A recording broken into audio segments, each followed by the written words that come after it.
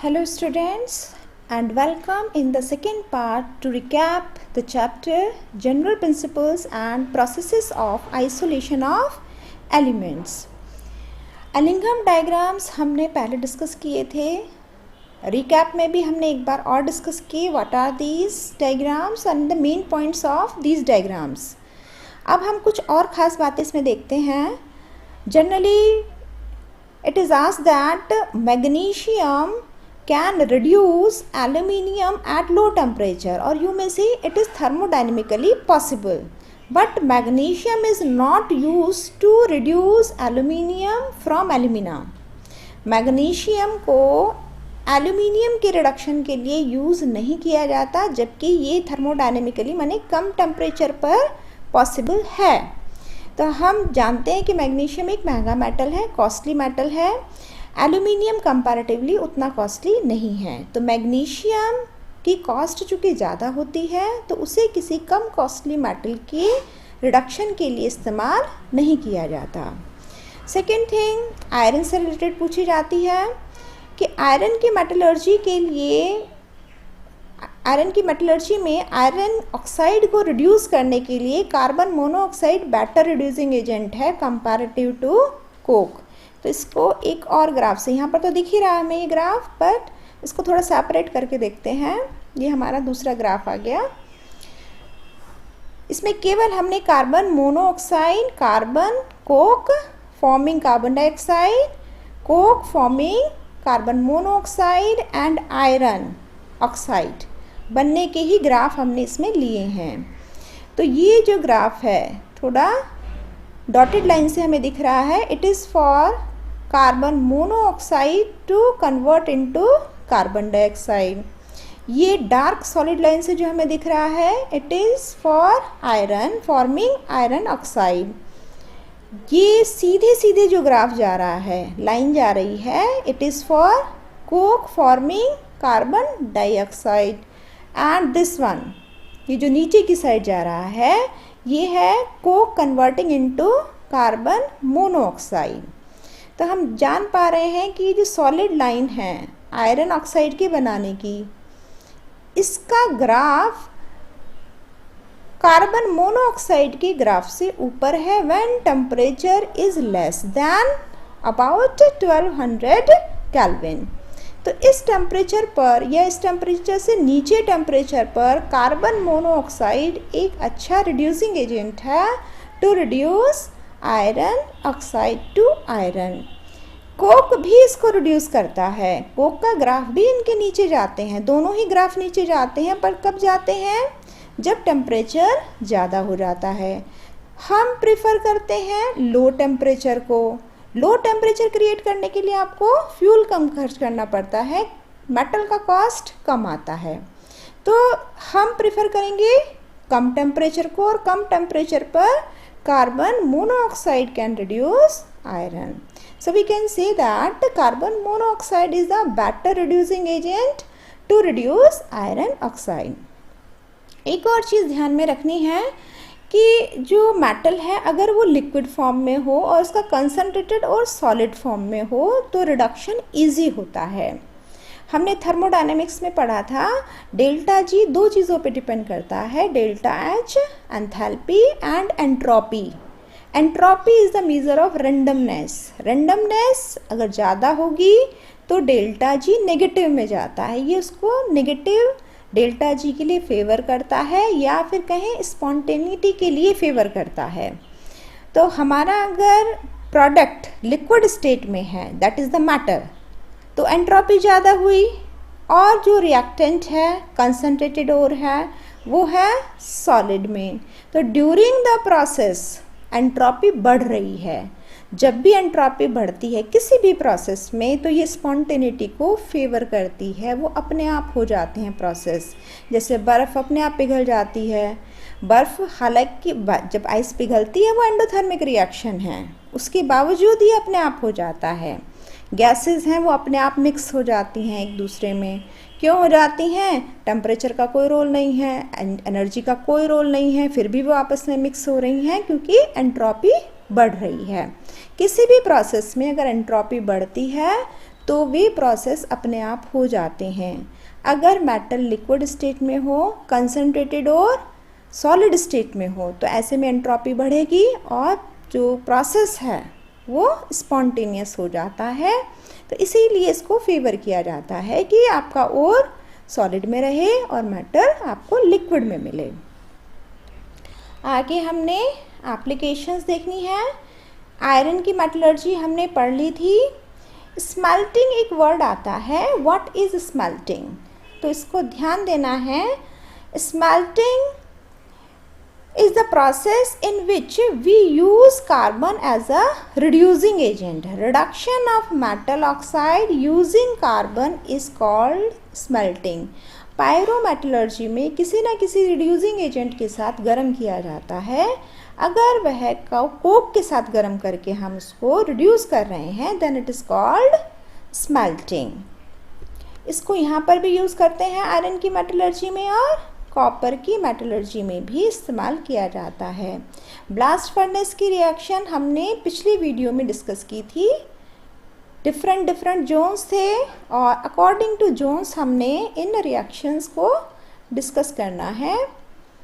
Extraction of copper from cuprous oxide, इसमें calcination होता है, रोस्टिंग होती है। Concentration by froth flotation process and roasting in presence of these sulfides are converted into their oxides, तो इसको roasting कहा जाता है। दैन रिडक्शन में ऑटो रिडक्शन इसमें होता है। तो what is auto reduction?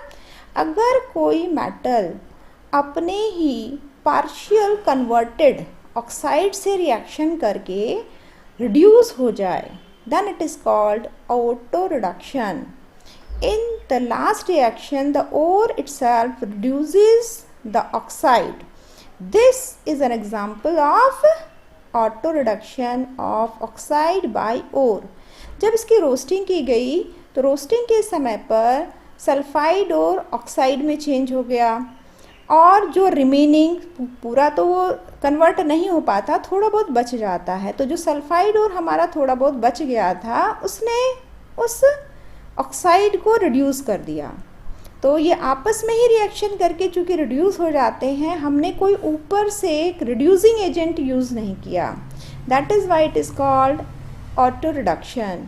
More over copper का जो ग्राफ था एलिंगम डायग्राम में काफ़ी ऊपर था, उसका ऑक्साइड बहुत ज़्यादा अनस्टेबल होता है। तो ऐसे ऑक्साइड ऑटोमेटिकली गर्म करने से भी रिड्यूस हो जाते हैं। हालांकि कॉपर के केस में थोड़ा टेम्परेचर ज़्यादा चाहिए। Now the next, extraction of zinc from zinc oxide. Zinc blende G4 है इसका। फ्रूट फ्लोटेशन मेथड से हम इसका कंसंट्रेशन एंड देन रोस्टिंग होती है। Why? It is also sulphide और it has to be converted into oxide. Sulphide को oxide में क्यों चेंज किया? बिकॉज हम इसको सीधे सीधे भी तो रिड्यूस कर सकते थे, क्योंकि जिंक सल्फाइड का जो रिडक्शन है वो मुश्किल होता है, ऑक्साइड का रिडक्शन आसानी से हो जाता है। तो एक छोटा सा प्रोसेस इसको पहले कर लिया जाता है जिससे कि सल्फाइड ऑक्साइड में कन्वर्ट हो जाए और फिर वो आसानी से रिड्यूस हो जाता है। जिंक के रिडक्शन के लिए कोक का इस्तेमाल किया जाता है। ऐसा क्यों किया जाता है, इसको हम एलिंगम डायग्राम से समझते हैं।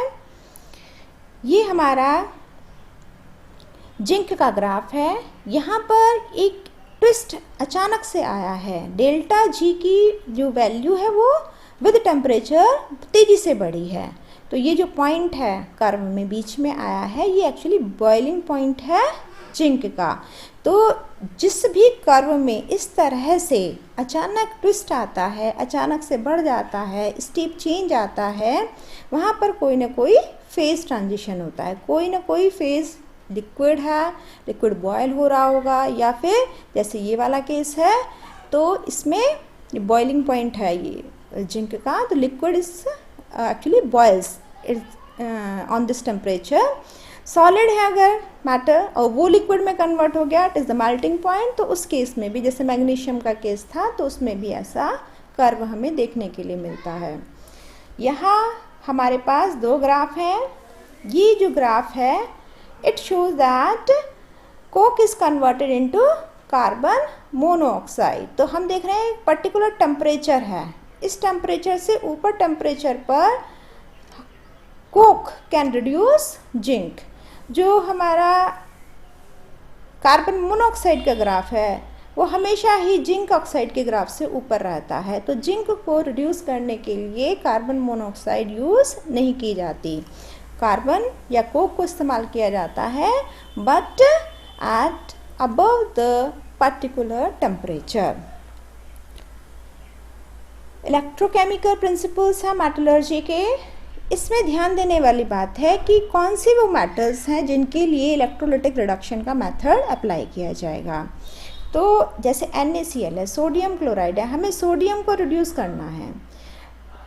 Sodium is highly reactive metal. हमें पता है कि लैब में भी जब हम सोडियम को रखते हैं तो केरोसिन ऑयल के अंदर रखते हैं, क्योंकि बहुत ही ज़्यादा रिएक्टिव मेटल है।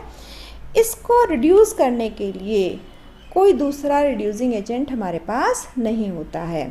तो सोडियम क्लोराइड हुआ, एल्यूमिनियम के ऑक्साइड हुए, इनको अगर आपको रिड्यूस करना है, इनसे मेटल निकालना है, तो हमें इलेक्ट्रोकेमिकल प्रोसेस यूज़ करने पड़ते हैं। It is called electrochemical reduction. तो why aluminium is reduced by electrochemical reduction method because it is highly reactive. तो एल्यूमिनियम, एल्यूमिना से हम इसको एक्सट्रैक्ट करते हैं। लीचिंग प्रोसेस होता है पहले बॉक्साइट का, इसको बेयर प्रोसेस भी कहा जाता है, और लीचिंग के बाद हमारे पास एल्यूमिना आ जाता है। हॉल एंड हेराल्ड प्रोसेस ये है जिससे कि हम इसको रिड्यूस करते हैं। ये एल्यूमिनियम का ऑक्साइड है, जब इसको मेल्ट किया जाता है तो ये किस में कन्वर्ट होता है, aluminium ion and oxide ion में। ये हमारा सेल है, सेल के अंदर आयरन का कैथोड होता है जिसके अंदर की तरफ कार्बन की लाइनिंग होती है। कार्बन का ही एनोड भी होता है। यहाँ मॉल्टन एल्यूमिना एंड क्रायोलाइट दोनों को मिक्स करके और फिर हाई टेम्परेचर पर इसको हीट किया जाता है, जिससे कि मॉल्टन एल्यूमिना हमें मिलता है। And molten alumina has aluminium ion and oxide ion. तो कैथोड पर रिडक्शन होता है and aluminium ion are converted into aluminium metal. Anode पर रिडक्शन होता है and we get carbon monoxide and carbon dioxide. तो ये जो हमारे इलेक्ट्रोड हैं एक्चुअली इन्हीं से रिएक्शन हो जाती है। जब इनसे रिएक्शन होती है तो ये ख़राब हो जाते हैं, तो इसको भी बचाने के लिए इसके चारों तरफ कार्बन का पाउडर डाला जाता है। एक और मेन पॉइंट था, क्रायोलाइट क्यों मिलाते हैं इसमें। In this process pure alumina is mixed with some cryolite. तो ये क्या करता है, it lowers the melting point of the mixture and also increases the electrical conductivity. तो इलेक्ट्रिकल कंडक्टिविटी बढ़ाता है, साथ में मेल्टिंग पॉइंट कम करता है। Then extraction of gold and silver. तो इसमें लीचिंग प्रोसेस से हमने इसको कंसंट्रेट किया था, चाहे तो वो गोल्ड हो चाहे वो सिल्वर हो। साइनाइड आयंस थे, cyanide ion react with water in presence of oxygen and the metal, there में भी मेटल और इट्स सम ओर, बट हमारा जो गोल्ड है जनरली वो नेटिव फॉर्म में ही मिलता है। तो उससे रिएक्शन करके ये कॉम्प्लेक्स बनाता है, और ये कॉम्प्लेक्स चूँकि डिज़ोल्व फॉर्म में रहता है, इससे जिंक की रिएक्शन होती है। जिंक इसका सस्ता मेटल है और साथ ही रिएक्टिव मेटल है, तो ये इससे रिड्यूस हो जाता है, कॉम्प्लेक्स से बाहर आ जाता है। इम्प्योरिटी कहाँ चली जाती हैं, चूँकि उसकी रिएक्शन साइनाइड आयन से होती ही नहीं है, इसीलिए वे कॉम्प्लेक्स नहीं बना पाती और फिल्टर करके उसको सेपरेट कर लेते हैं हम। रिएक्शन केवल गोल्ड के साथ हुई तो फिल्ट्रेट के अंदर केवल गोल्ड ही आ पाता है, इम्प्योरिटी नहीं आ पाती है। इसके बाद हमारी रिफाइनिंग थी, refining of metal. Distillation method, distillation में था कि जो मेटल वेपर बनाती हैं, जिनकी आसानी से वेपर्स बन जाती हैं, जिनके बॉइलिंग पॉइंट कम होते हैं, उनको गर्म करके पहले उनकी वेपर्स बना लो। इम्प्योरिटी की वेपर नहीं बनती हैं तो वो कंटेनर में छूट जाती हैं। जो वेपर बनी उनको फिर कंडेंस करके हम प्योर मेटल बना सकते हैं। तो जिंक हुआ, मरकरी हुआ, these are the example of distillation refining method. Liquation method में हायर मेल्टिंग इम्प्योरिटीज़ को लोअर मेल्टिंग मेटल से सेपरेट किया जाता है। तो लो मेल्टिंग मेटल जैसे टिन हुआ, इसको गर्म किया जाता है और एक स्लोप के ऊपर गिराया जाता है। जो हर्थ है वो स्लोपिंग होता है, तो स्लोपिंग होगा तो नीचे जब गिरेगा वो, तो जो हायर मेल्टिंग पॉइंट वाली इम्प्योरिटीज़ होती हैं वो पीछे छूट जाती हैं। क्यों छूट जाती हैं? क्योंकि उनको लिक्विड में बने रहने के लिए ज़्यादा टेम्परेचर चाहिए। तो जैसे ही टेम्परेचर कम होता है तो जल्दी ही सॉलिड में कन्वर्ट हो जाती हैं, और मेटल लिक्विड फॉर्म में ही बना रहता है, तो वो ऊपर से नीचे गिरता ही रहता है और इम्प्योरिटी पीछे छूट जाती है, क्योंकि वो तो सॉलिड में कन्वर्ट होगी, वो चिपक जाती है वहीं पे। और जो नीचे जब वो बहते बहते आता है तो प्योर मेटल में कन्वर्ट हो जाता है। इलेक्ट्रोलिटिक रिफाइनिंग, अभी हमने पीछे क्या पढ़ा था?